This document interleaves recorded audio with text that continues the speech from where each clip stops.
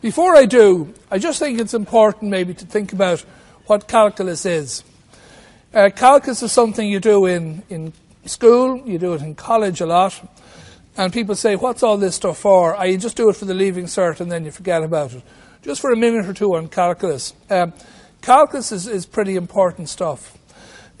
Basically, anything in the world that changes, that's changing, that's turning a corner, that's sort of coming around, getting better, getting worse, all of those things, that's all calculus.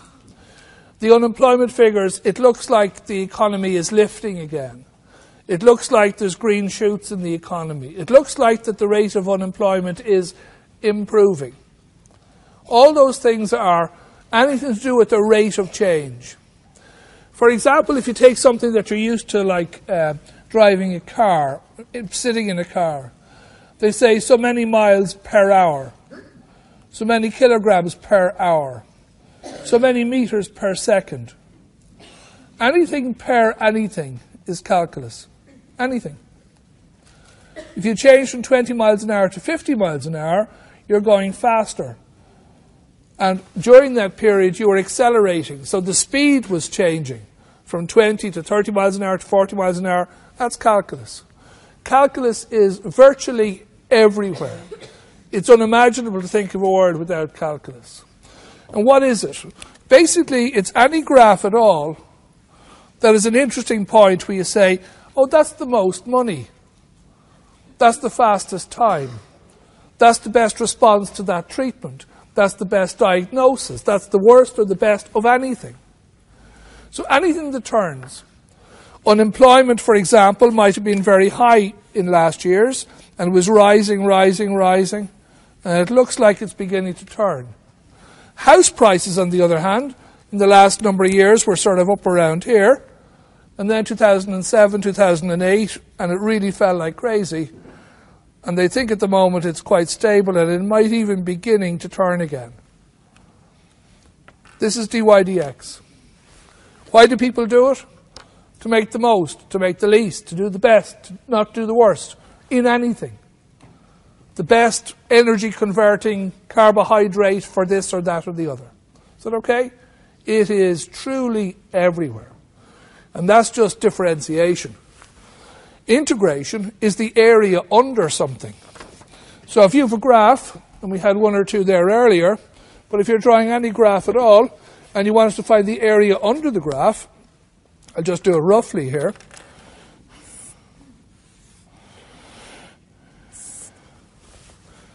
Let's imagine you've got a graph here of y equals x. This is 1, 1, 2, 2, 3, 3. So it's the y equals x line. Okay? What's the area of the triangle underneath it? Well, I think you'd say it's half the base by the perpendicular height or something like that, is it? But let's imagine that the graph is y is equal to x. The integral of all the delta y's will be the integral under this. So if I added up the little bits, that's a little bit of x and a little bit of x, and I cut this into slivers, tiny, tiny bits, and I added them all the way up to here, to x, I will get the integral of x, integral of all the dx's. So let's say it's the integral of y dx, it's called. Don't worry about this, this won't come up with the integral, so I'm just saying what it's for. But y is x, so it's the integral of x dx. So what is the integration of x? Well, I don't know. What gives you an x when you differentiate? What gives you an x when you differentiate? What does x squared give you? 2x, isn't it? So x squared over 2, if you differentiated it, would give you x, wouldn't it? Or the integral of this would give you that. And what's x squared over 2? Half x squared, isn't it? And if x is y, it would be a half times x times y. Half the base by the perpendicular height.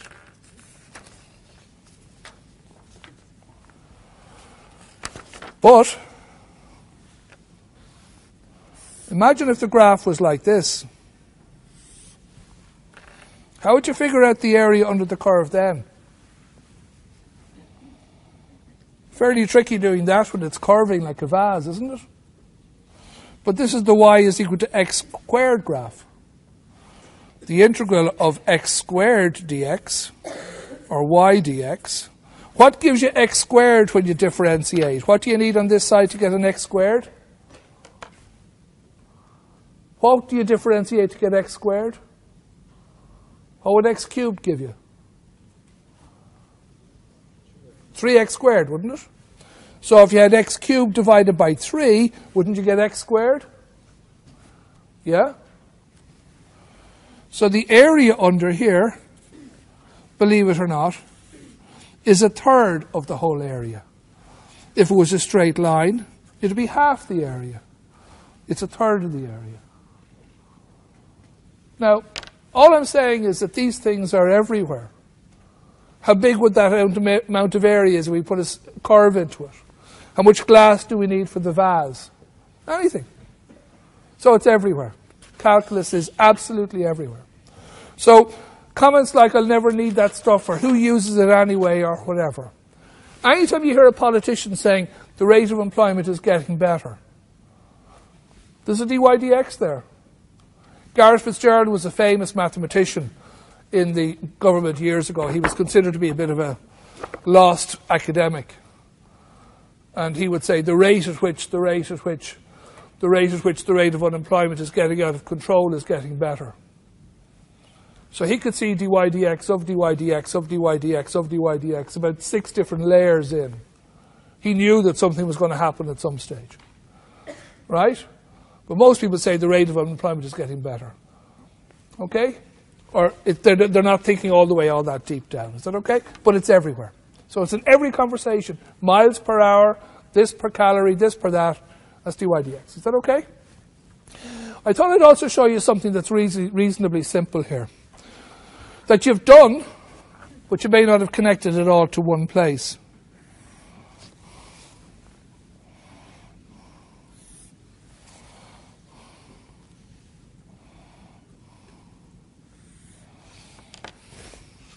The number line. 0, 1, 2, 3, 4. 1. I'll just do one more. 5. 1, 2, 3. Now, just imagine that this is east and this is west. Most of our addition, the number line is a very boring place because the number line is actually just flat, one-dimensional. 0, 1, 2, 3. You've done them for years. And it's all just east or west. Is that okay? Pretty much, until we explain a bit more. But let's imagine I'm going east, and somewhere in the hotel, just outside this door, there's a ramp for people with wheelchairs or whatever, trolleys or something, to gain access to this building. So by the time I move 5 meters one way, I've climbed up 1 meter in height. Okay? So this is the point 5-1. It's a fairly slow step. It's like an escalator in a shopping centre where you can stick your trolley. It's not really steep. It's not like a stairs. It's just the sort of the slow ramp one. Is that okay? So it's 1 high for every 5 that way. Or 1 north for every 5 this way. Is that okay? That's called a slope. And the slope is considered to be 1 in 5. Or sometimes 1, 5. Or a fifth. Is that okay? And that's how we define the slope. In English, that's what we call it. Is that okay? That's super. Marvellous. Brilliant. Thanks a million. 1 in 5. Okay? Now, what else do we say about that slope? What would the slope of that line be? 1 in 5, isn't it? What do we call it on the course? Well, we call the slope, sometimes we call it M, do we? And we have an equation for it that says y2 minus y1 over x2 minus x1 is the slope of a line, isn't it? But this is 0, 0. So 0, 0 is x1, y1. And this point here, 5, 1, is x2, y2. And all we're saying is that the difference here is that the y has gone to 1, so it's y 1 minus 0, and the x has gone to 5 minus 0. So the slope would be 1 minus 0 over 5 minus 0, which is a fifth. Is that okay? So that's the slope. Now, what else is it called? Well, that's called the theta angle there, isn't it? It's a triangle, isn't it? Is that a right angle triangle? And what's the tan of a right angle triangle? Well, you go out from the angle to call it the opposite side here. Is that okay? And what's opposite over adjacent? What's opposite over adjacent? Tan theta. So tan of theta is opposite over adjacent. And what's the opposite? How long is it? 1, isn't it? And the adjacent? 5. So it looks like the slope, m, is equal to tan of theta. Isn't that right? Now, what else is it? Well, if I go here and I say, how far high did I go up? What was my change in y value? 1 for my change in x, 5. But this was a steady ramp.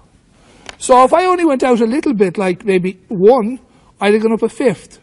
2, another fifth. 3, another fifth. 4, another fifth. And 5, the last fifth, bring me to 1. Or if I had tiny, tiny steps, just tiny ones. In fact, if I was just going out delta y's each time, and delta x's, for every delta x I went out, I'd go up a fifth. In other words, delta y over delta x, just like y over x, would be really, what is delta y over delta x? Well, it's really y2 minus y1 over x2 minus x1. It's the change in the y value from one place to another over the change in the x. And if I make that very small, I get dy dx. So dy dx is tan theta, is the slope. Is that okay? And let's see if that makes sense. Well, let's just bear with me 1 minute now. I have 2 points on the line. I've got 0, 0, and I've got 5, 1. 5, 1. They're my 2 points. Is that okay? Can I get the equation for that? I think somebody, you look it up and it says y minus y1 is m times x minus x1 or something like that, is it? So y minus, let's call this x1, let's call this x1, y1 or whatever. Or in fact, hold on a sec, we've already got the m, haven't we, as a fifth? Yeah? So I'm going to say y minus 0 is equal to a fifth x minus 0. Or I'm going to say y is equal to 1 over 5x. What do I like that 1 over 5 there? It's a better way of getting rid of that. Multiply by 5. So it looks like 5y is x. Or x is equal to 1 over 5y, or x is equal to 0.2y. 5y is x. Now, if I had an equation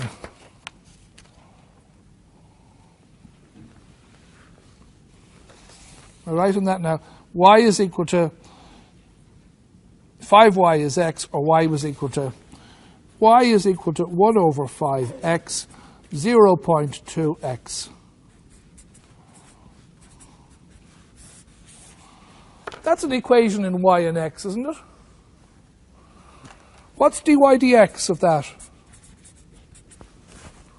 If that was y was equal to 3x, what would dy dx be? If y was 3x, what's dy dx? 3. If y was 17x, what would dy dx be? It's just a number, isn't it? So dy dx is 0.2, which is a fifth, isn't it? So in other words, dy dx is a fifth. So dy dx is tan theta is the slope. Is that okay? Now why did I bring that up? I brought that up because in project maths, more than other maths, there's no choice. The full paper is connected. Is that okay? And they can write a question from different angles.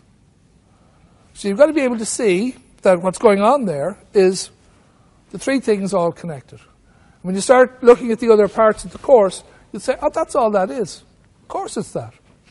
Okay? So let's go back to this, if I can, wherever I wrote it. I think I wrote it somewhere. Had it here, maybe. I was doing some calculations. I can do it again anyway. Here. I'll go back and I'll finish this. And I'll just draw just one more graph.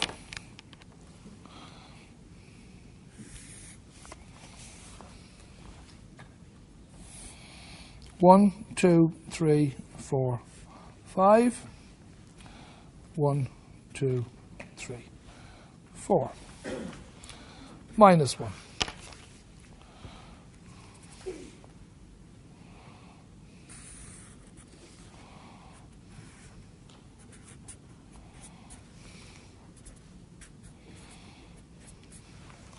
So if I look at this line here, that has a slope of 1 over 5. Imagine now if I was going out quite a big step of stairs and it was 1, 1, 2, 2, 3, 3, and it was like this. All the way up. I'd get a line like that. That any time I went out 1, I went up 1. That would be 1 to 1. What's the tan of 1 over 1? What angle is the tan of 1 over 1? What's halfway between 0 and 90? 45 degrees. Okay?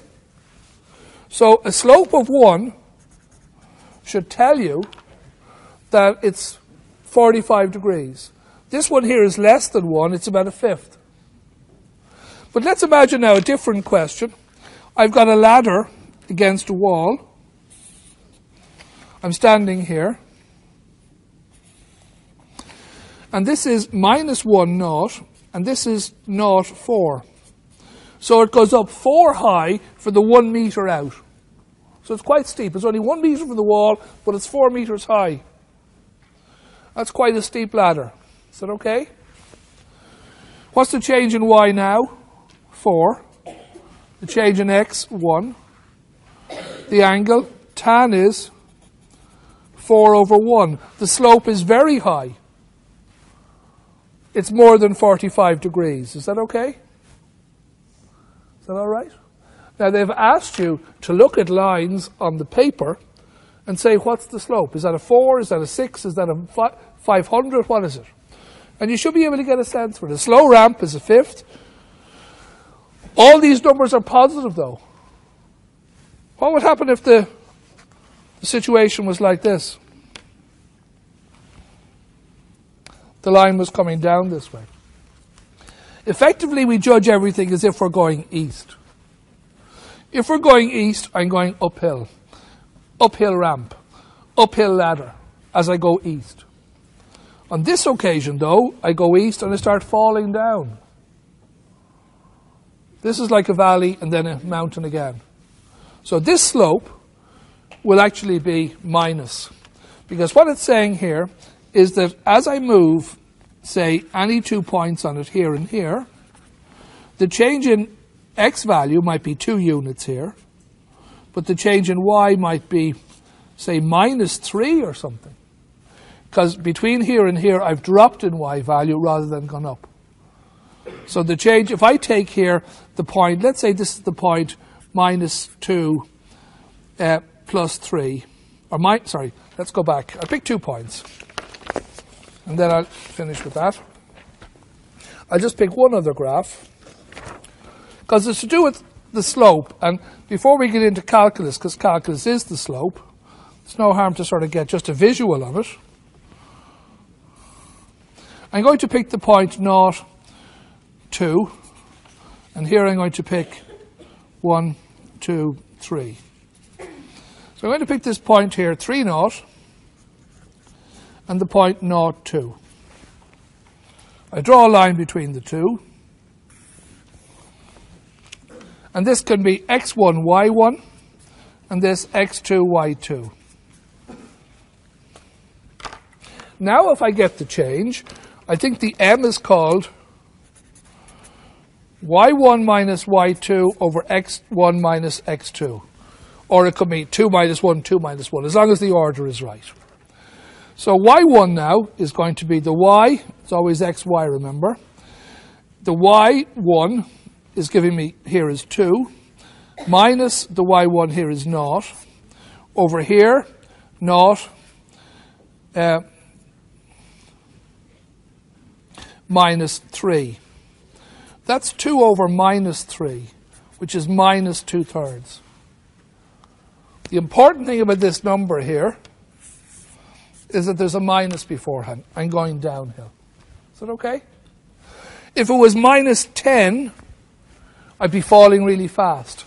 If it was minus 0.5, I'd be falling slowly like a ramp. Is that okay?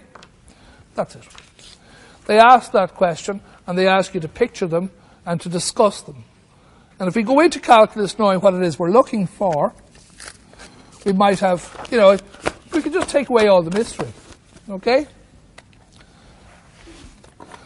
So, look to differentiation. We'll start with, it's a reasonably short session, so we won't be late for lunch. Should be out of here by 3. Differentiation formulae. You're given all of these.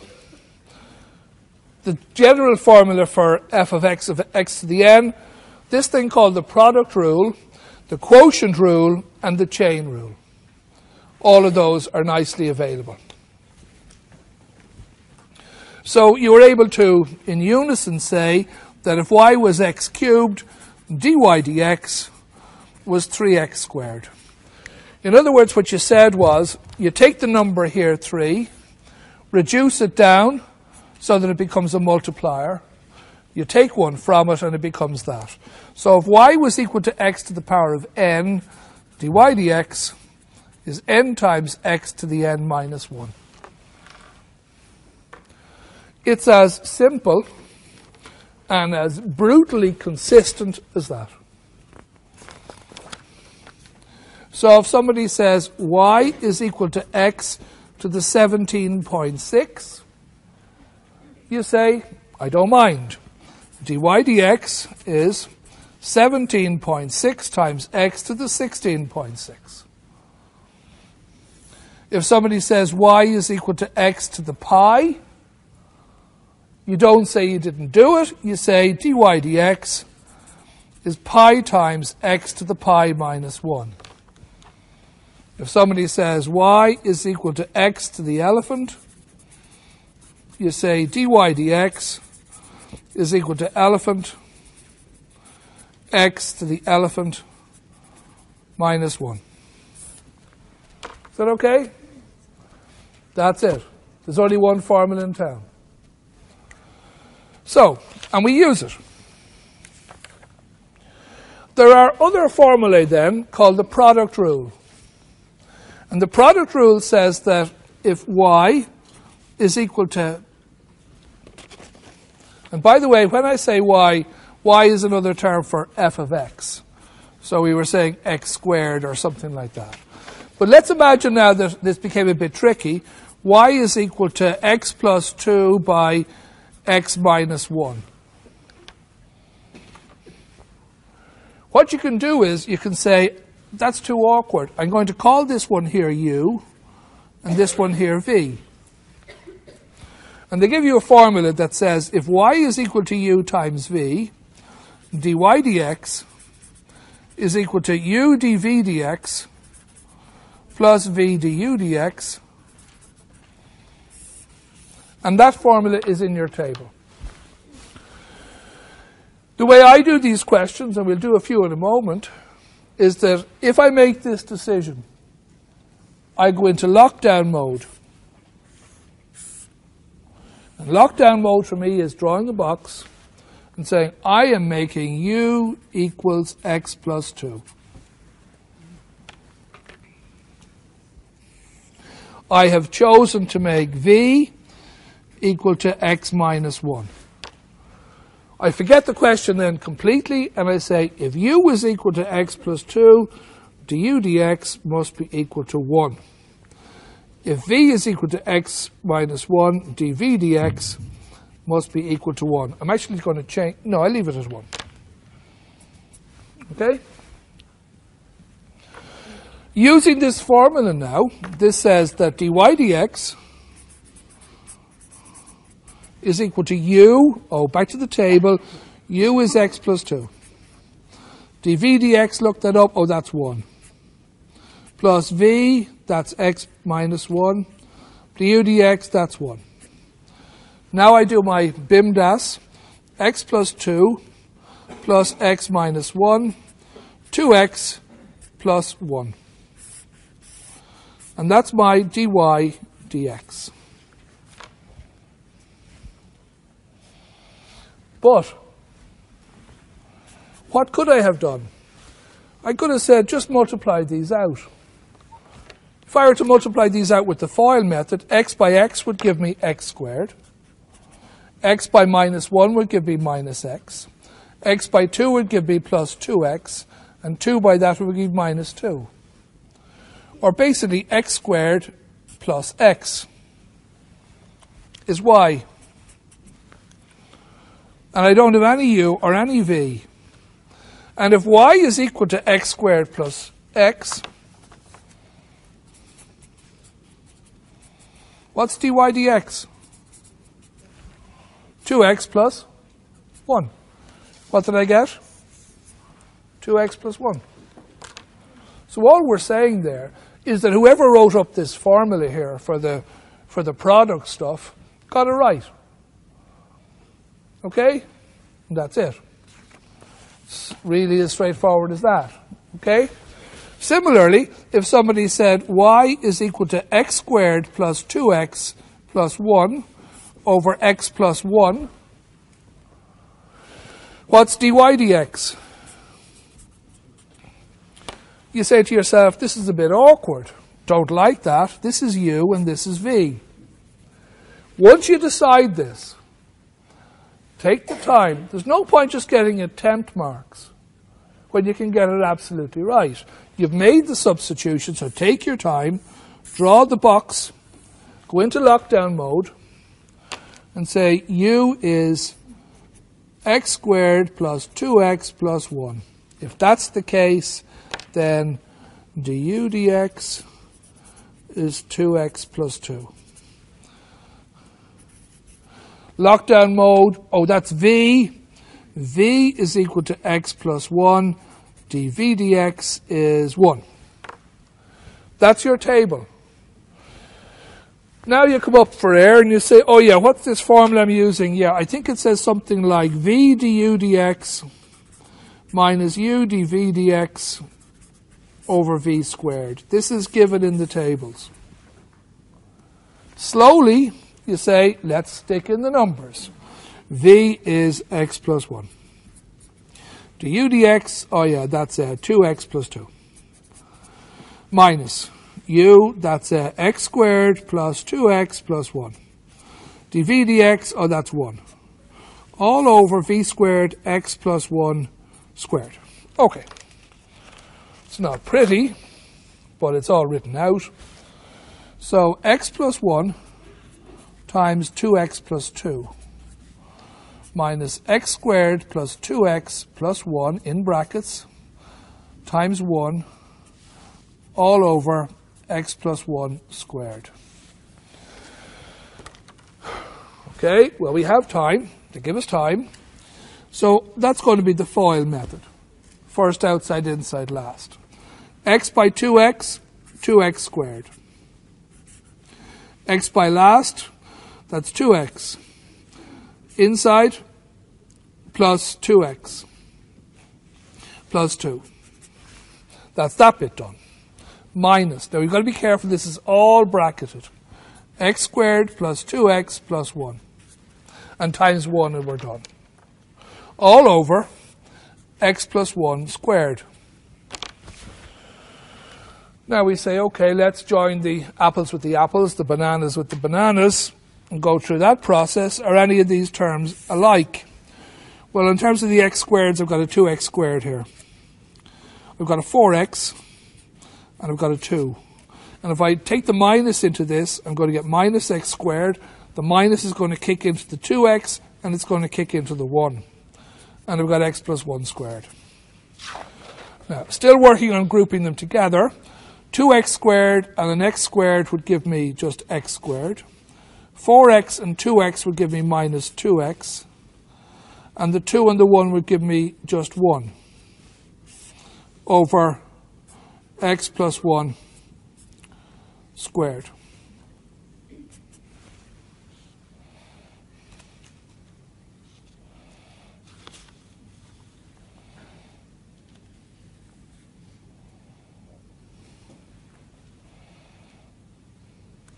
Now, I have to be careful. That's 4x minus 2x, so that's plus 2x. Is that okay?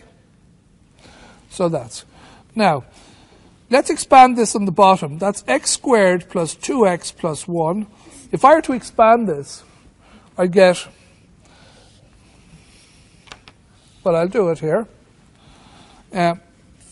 So what I'm trying to do is x squared plus 2x plus 1 over x plus 1 squared.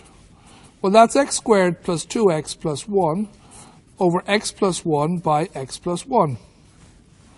That's x squared plus 2x plus 1. If I do the FOIL method, I get x squared. X by 1 is plus x. 1 by x is plus x plus 1. Or x squared plus 2x plus 1 over x squared plus 2x plus 1. Notice any similarity between the top and the bottom? I think they're pretty similar, aren't they? It's equal to 1. So for all of this mess here, it looks like dy dx is 1. Is that okay? Now, could we have found that another way? Well, the original question was y is equal to x squared plus 2x plus 1 over x plus 1. If we were paying attention to factors, we might have spotted that the top one was x plus 1 by x plus 1. Because x by x is x squared, x by 1 and x by 1 gives us the 2x, and the 1 by 1 gives us the 1. Is that okay? So actually, y, the original y, was just x plus 1. And if it was, what's dy dx? 1, which is what we got. When we did all the other calculations, we found that the e over v gave us the 1. Is that okay? So all I'm saying there is that the e over v rule works as well. Is that all right? So let's see where we go with all of this then. The differentiation formulae. This is entirely equivalent. The dy dx and the f dash. Leonardo da Vinci was very fond of the dy dx, and Leibniz was very fond of the f dash x. There were various people at the same time all understanding a rate of change, and they wanted to get some way of expressing it. And there were two different schools, the f dash school and the dy dx school. But they're both entirely equivalent in terms of the concept. So this is a standard differentiation rule, and it says differentiate 3x cubed plus 7x squared plus 4x. So you might just write down the answer for that. Is that okay?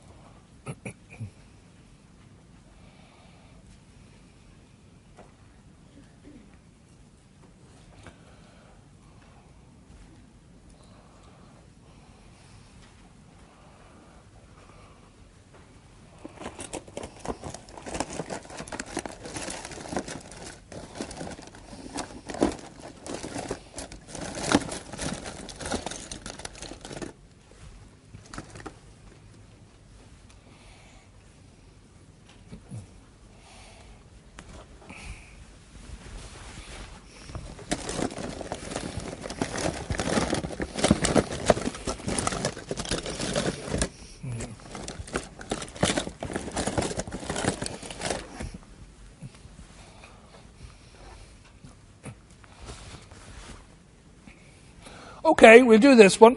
Remember the equation.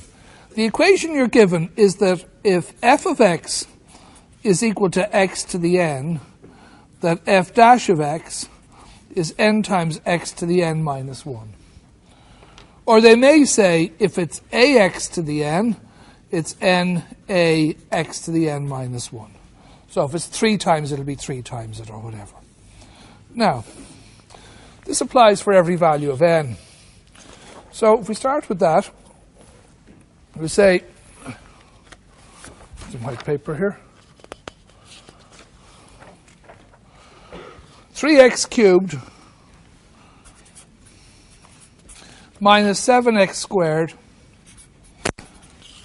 plus 4x plus 7. We can take each of these in turn. So the first one we take is the 3x squared. And we even forget about the 3 first. The x cubed, sorry, the 3x, the x cubed will become, we take down the 3, so it's 3 times x to the 3 minus 1. And that will all be times 3.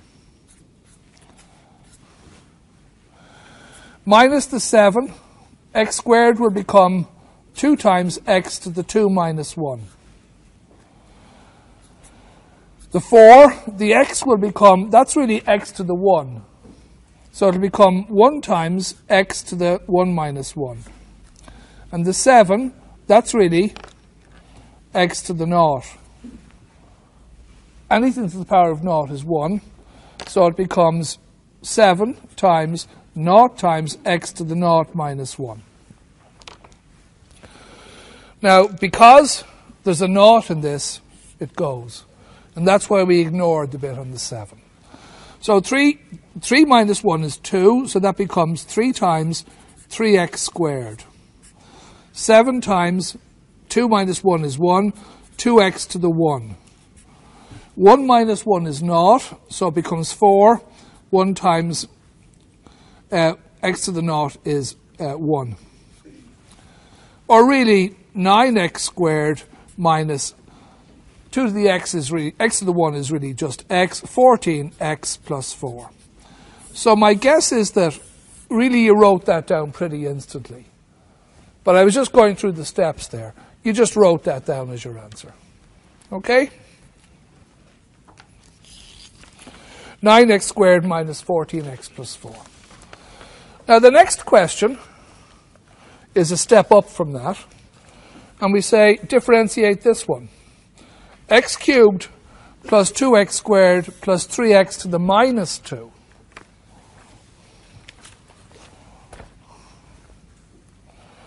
Again, exactly the same method for the first two. But what about this minus 2 here? We've got x cubed plus 2x squared plus 3x to the minus 2. Well, it doesn't matter what the number is. It could be just an elephant. We just take it down and reduce it by 1. So the 3x cubed becomes 3x squared. The x squared becomes 2x, but it's by 2. The 3 is there. The x to the minus 2 comes down. And what's 1 less than minus 2? What's further west than minus 2? Minus 3. Because minus 2 minus 1 is 2 paces west and another pace west. It's minus 3. So 3x squared plus 4x, now that's minus 6x to the minus 3. And that's that. Another way of writing x to the minus 3 is 1 over x cubed. But we'll talk about that separately. But 3x squared plus 4x minus 6x to the minus 3 is the answer. And there we see it. 3x squared, I could have put in 4x to the 1. But 4x to the 1 is 4x. So it's the same.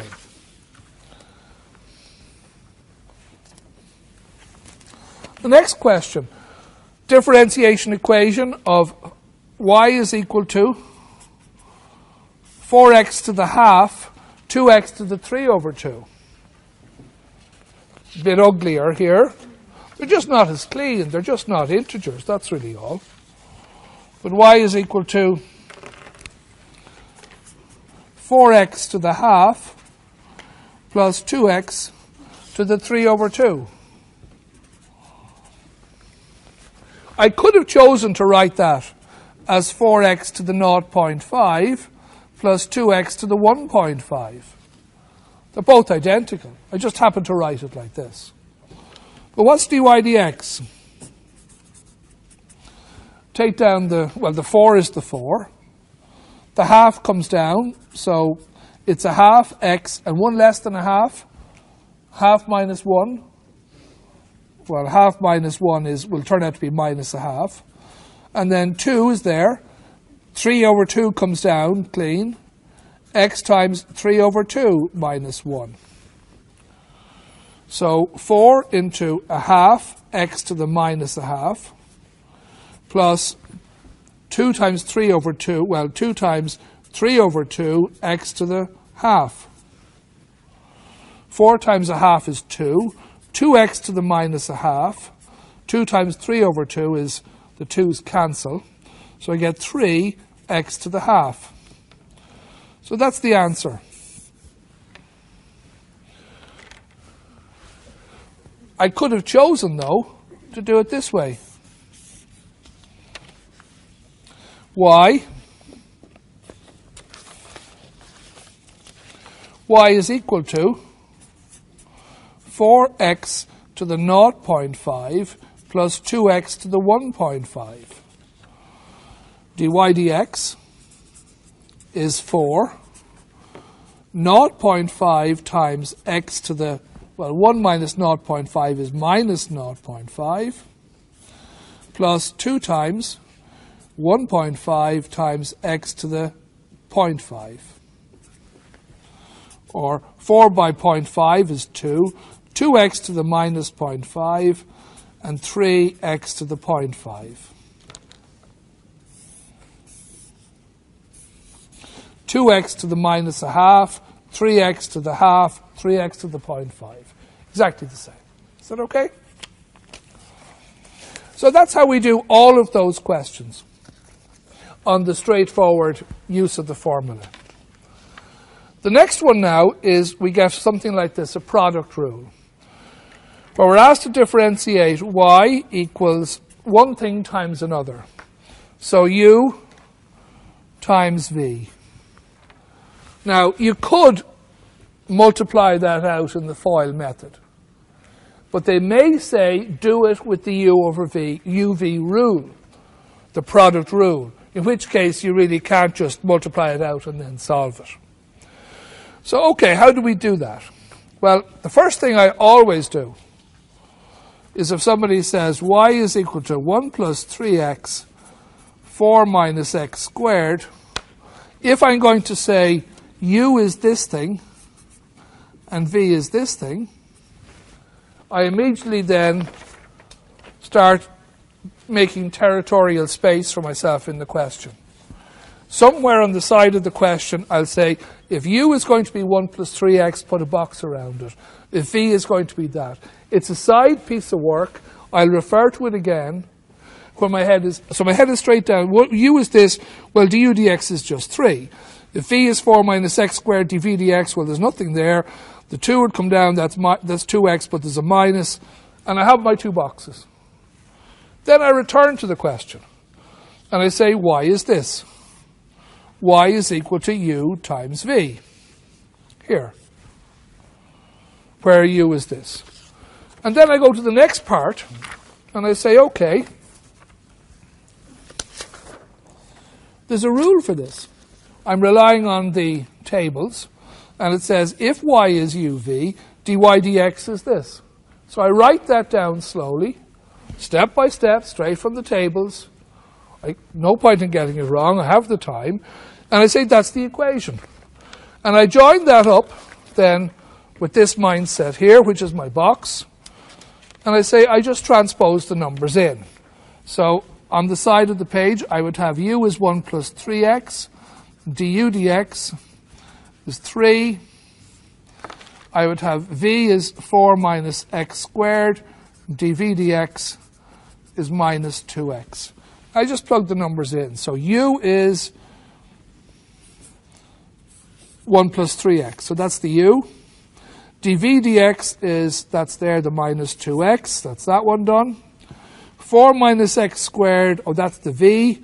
Got that. And the 3, that comes from du dx. That's it. And then I just multiply it painstakingly. 1 times minus 2x is minus 2x. 3x by minus 2x is 3 by 2, 6. X by x is x squared. Plus by minus is minus. 3 times 4 is 12. 3 times x squared is 3x squared with the minus in front. Then I simply do the bananas and the oranges and put them all together. There are 2 things there in x squared, so I join those. Minus 6 and minus 3 gives me minus 9. The 2x is on its own, the 12 is on its own. Minus 9x squared minus 2x plus 12. Now, if they hadn't asked me to do the question quite like that, and they just said, find the actual derivative of 1 plus 3x 4 minus x squared, they hadn't mentioned the product rule, or they said, do it any way you like, I would have possibly just done the FOIL method and multiplied everything by everything else. So outside's 1 times, or first one's is 1 times 4, that's 4. Outside's 1, that's minus x squared. 3x by that, that's 12x. And then 3x by that is minus 3x squared. Joining them together, I've got y is equal to, there's 2 terms in x squareds there. So it looks like I've got minus, if I got that right, 1 plus 3x, 4 minus x squared. So that gives me 4, that gives me minus x squared, that gives me 12x, and that gives me 3x squared. That's fine. Okay, so y is equal to minus 4x squared plus 12x plus 4. dy dx is equal to, and what's dy dx equal to? Is that what I got?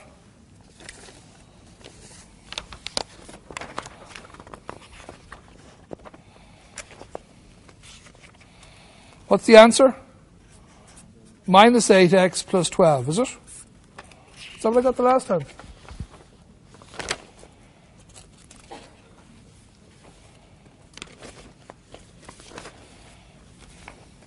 There's something wrong here, isn't there? Is that right?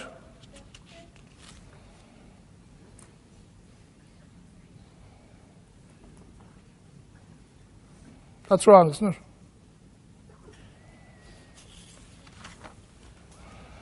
Okay.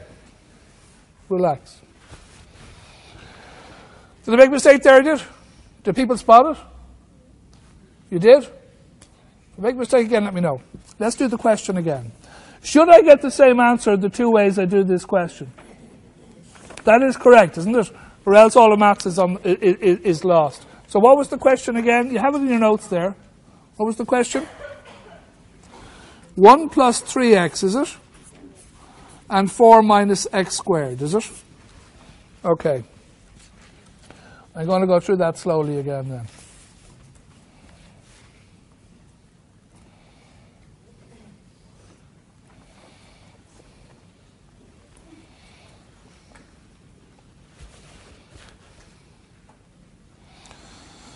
I just do the FOIL method in this for a minute. 1 times 4 is what?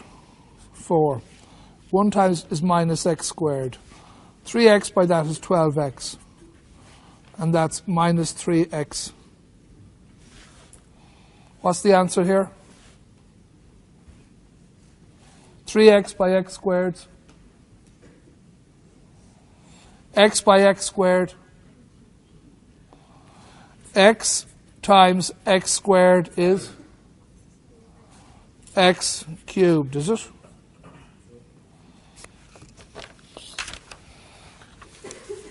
I won't have to cut too much out of that video, guys, okay? But I'll do it again.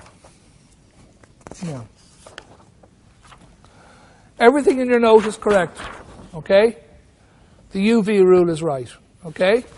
Now, so I'm going to cut it from about here. I I should be able to spot this in the video, okay?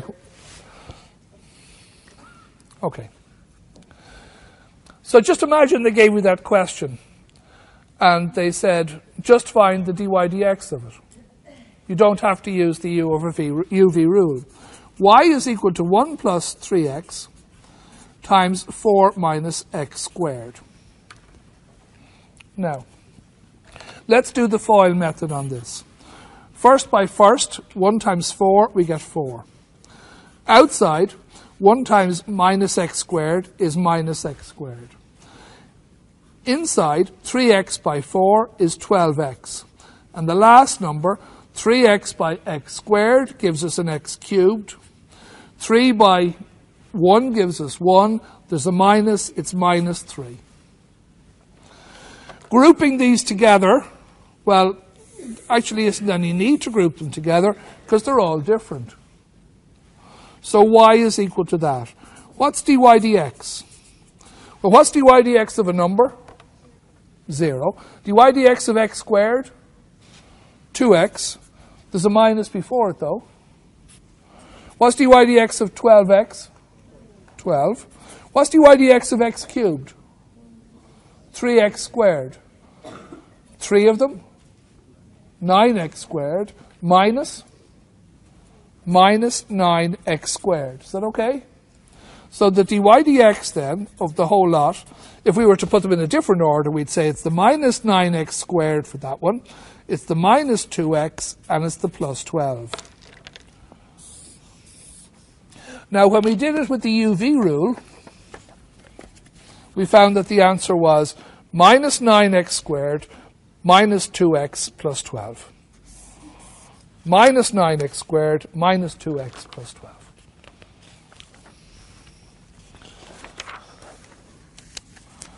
So, continuing. Here's an example now of the quotient rule. You're asked to differentiate 3x over 2x plus 3. It looks to me that that's a y is equal to u over v rule. What I'd like you to do is I'd like you just to get used to that and start that process. Do that question by hand. Y is equal to 3x over 2x plus 3. And what you're going to do is you're going to decide what is u, what is v, lockdown mode, draw the boxes. Then we do the calculations in the boxes. We'll stick in the formula from the table. We'll put in the points from the formula, and we'll get our answer. So just take a minute and do that question slowly, step by step, to get used to the processes.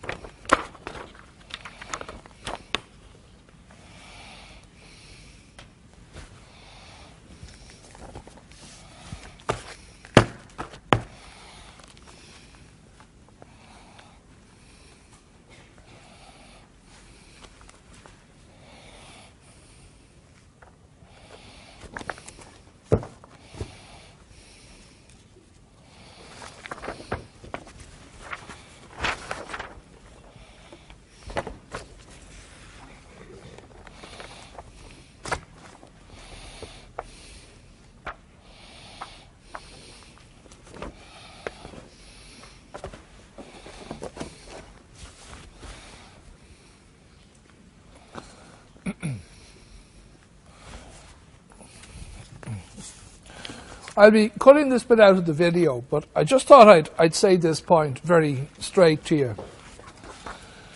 Maths is an activity. Maths is like cycling a bike or running. You have to do it more than just the once. You can't just say, oh, I have the concept, I can do that. The more you cycle, the better you get at it. It's not just about concepts. So it's one thing for me, and it's appropriate for me here, for me to explain things. Oh, yeah, I get that. Yeah, I get that.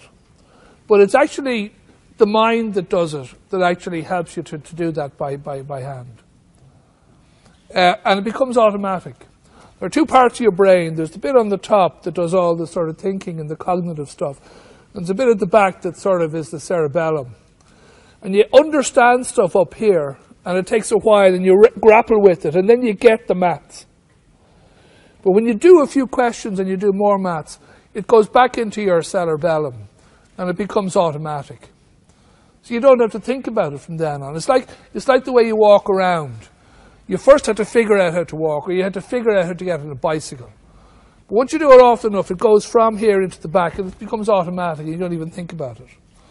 So when I say x plus 2 is 4, you say, oh yeah, x is 2. Or x plus 2 is 7. Oh yeah, x is 5. That's because it's automatic in there.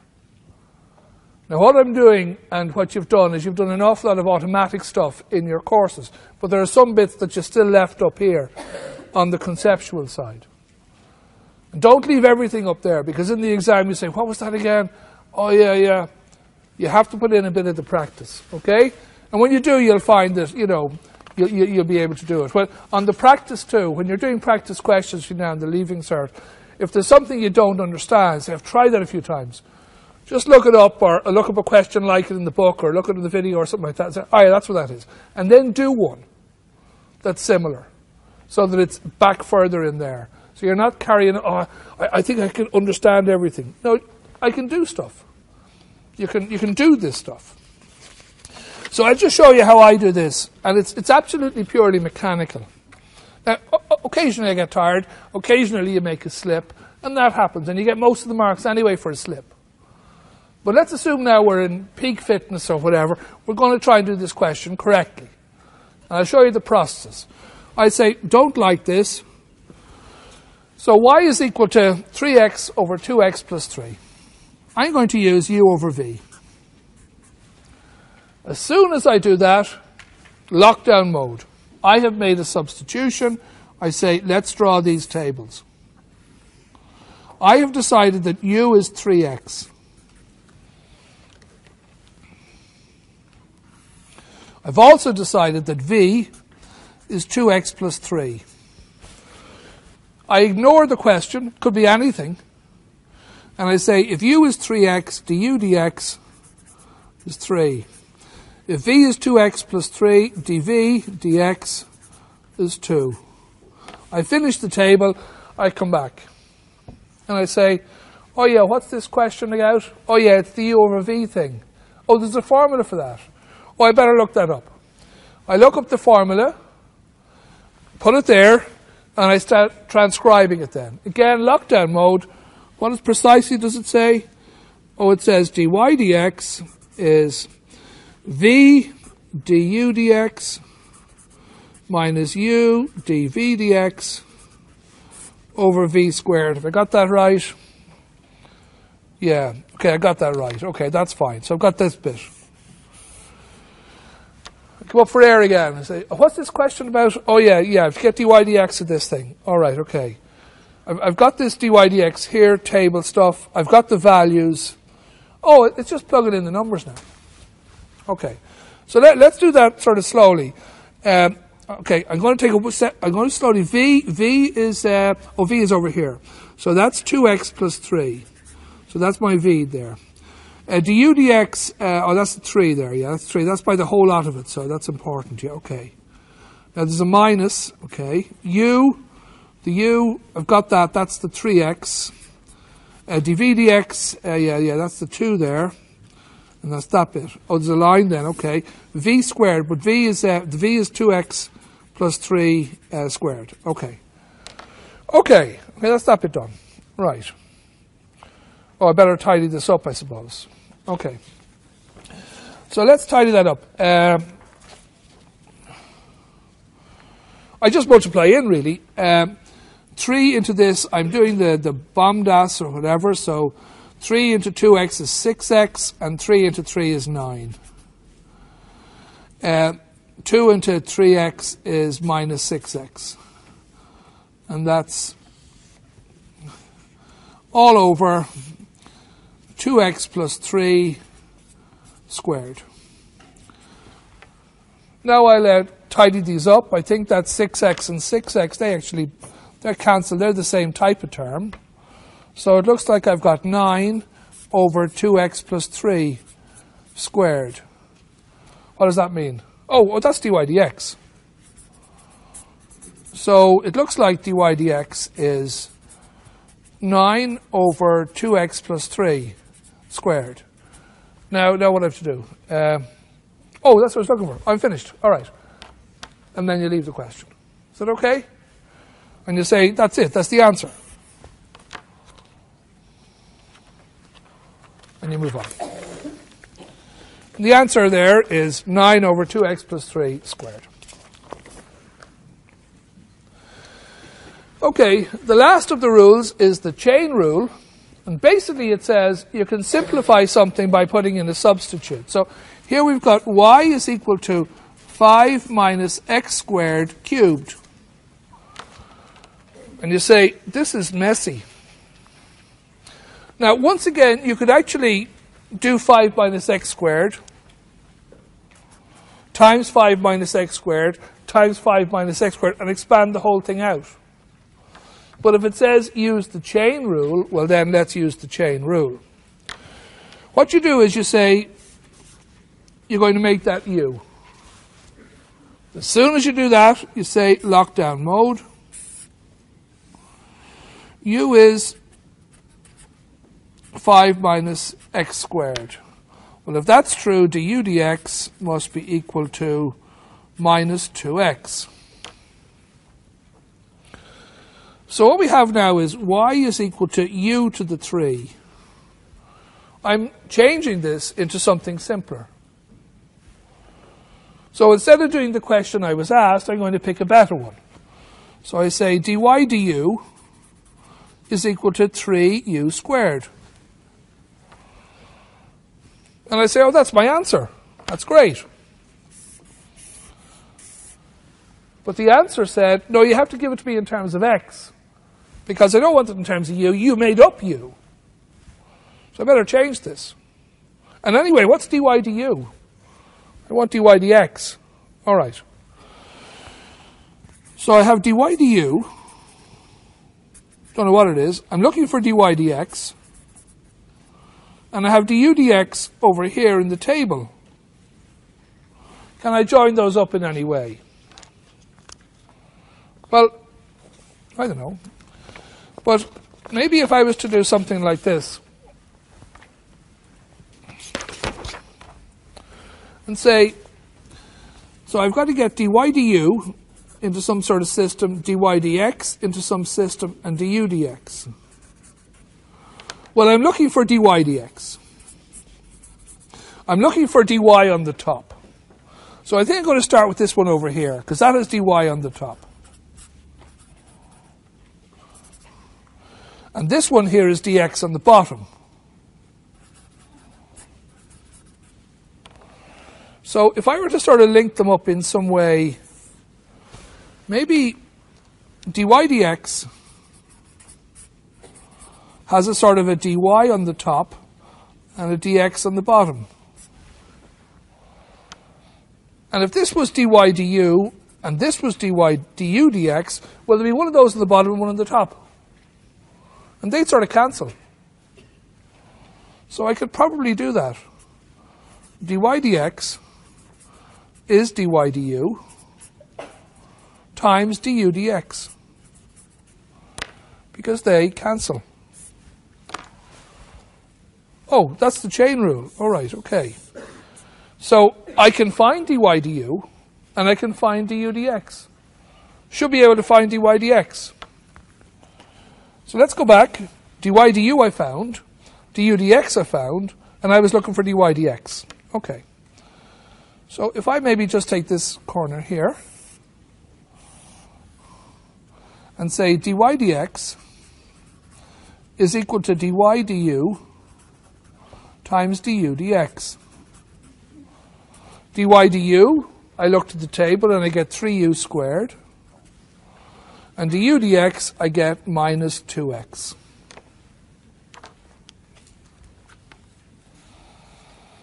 So I'm not doing too badly now. I've got dy dx is equal to 3u squared times minus 2x.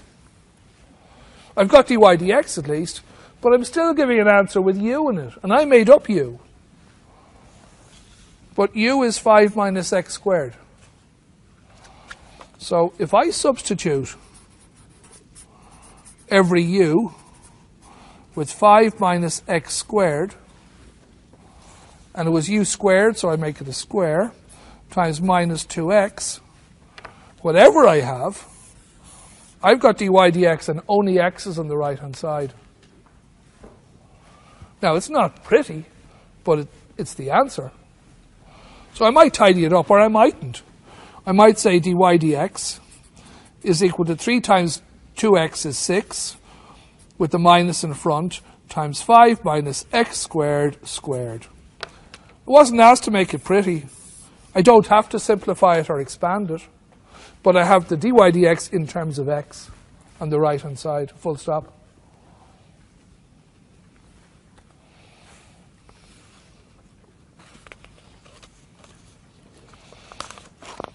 Is it okay? Now,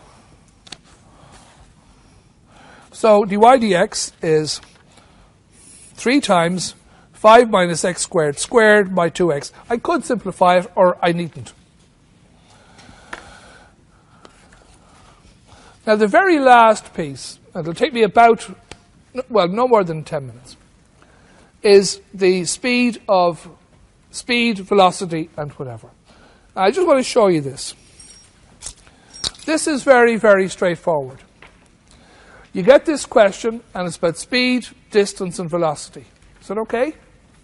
We've all driven at so many kilometers per hour. We've all traveled a distance, 60 miles, 100 kilometers. And we've all gone from 60 kilometers an hour to 120 kilometers an hour on the motorway. So we've all accelerated.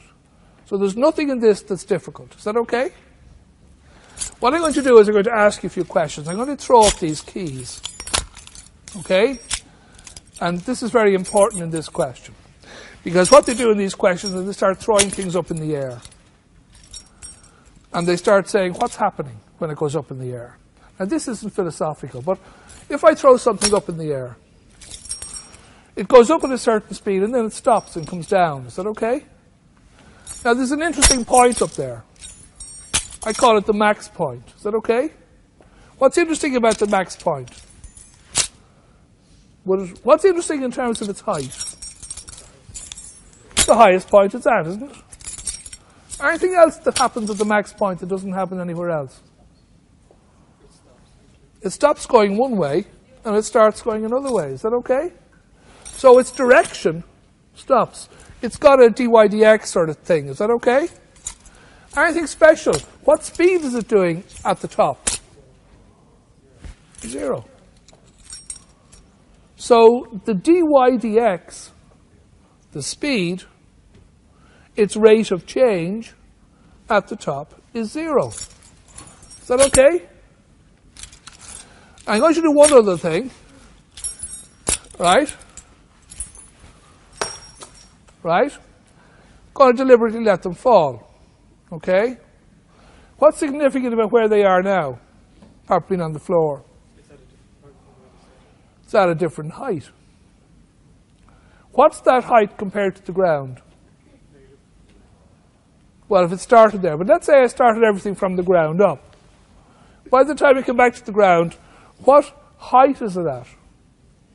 Now, 0, isn't it? 0. So when the thing is over, the height is 0.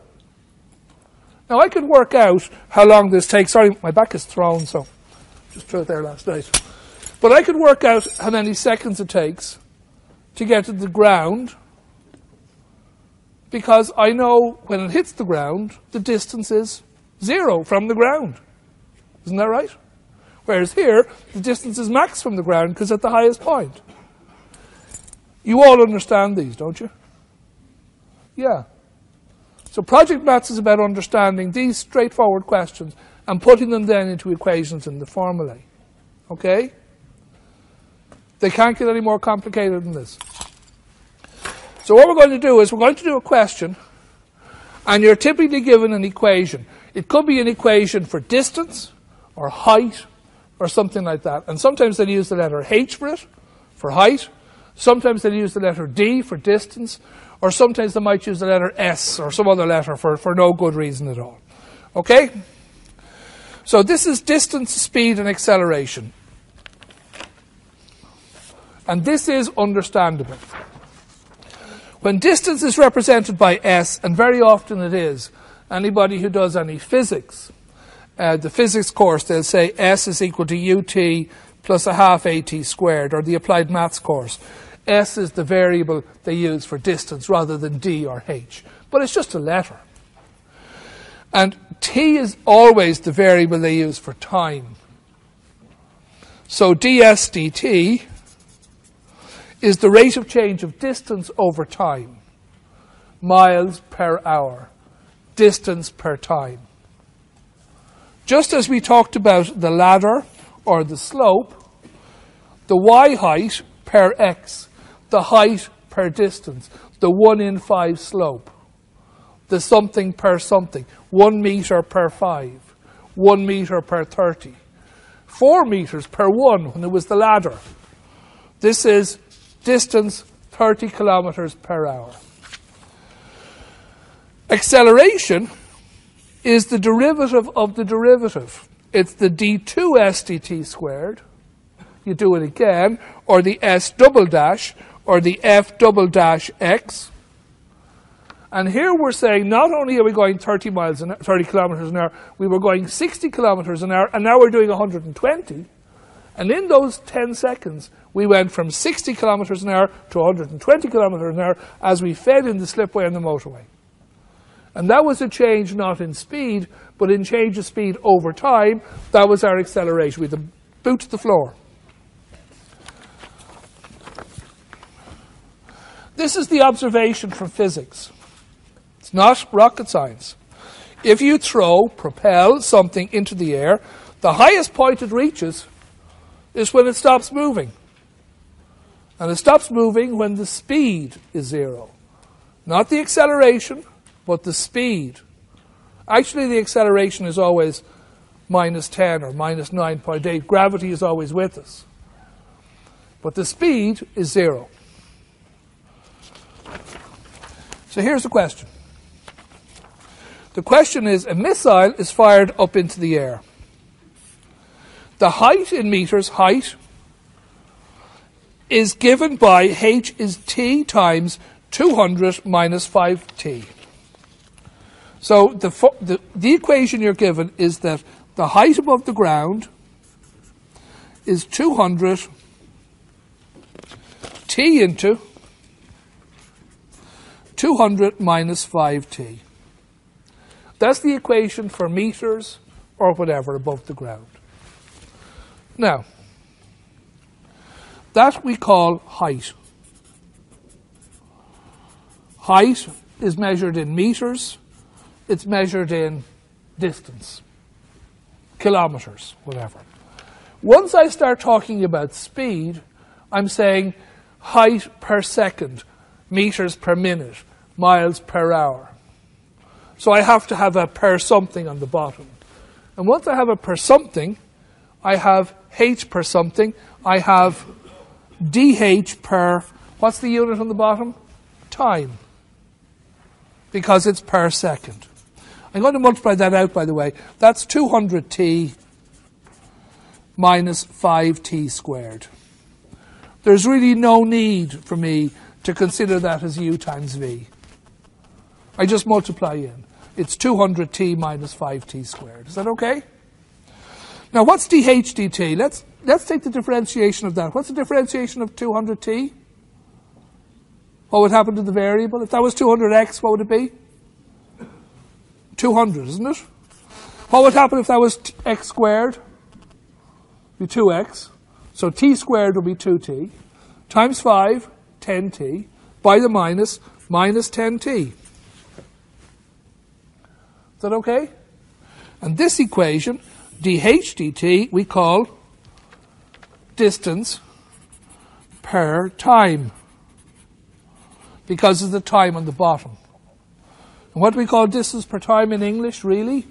We just call that speed, or how fast are you going. We're used to that concept, 30 kilometers an hour. Now, we change our speed. So in a certain period of time, we're going to change our speed from one speed to another. So I'm going to take dt squared, or if this was actually the thing called v for speed, v, I could say dv dt. I'm going to take the derivative of this. What happens if I differentiate 200? Goes away. And 10t minus 10. Is that okay? So now I've got a change in speed from 60 to 120.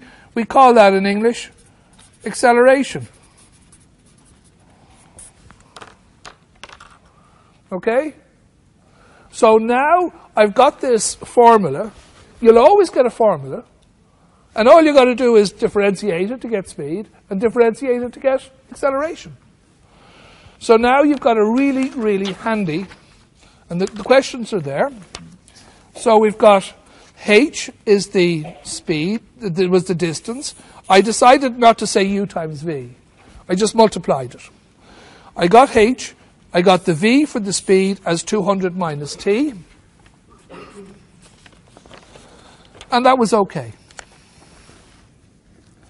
And the second thing I did was I said, let's differentiate again dv dt for acceleration. So I now have three parts of this. And I'll put the box down, maybe somewhere to the side here.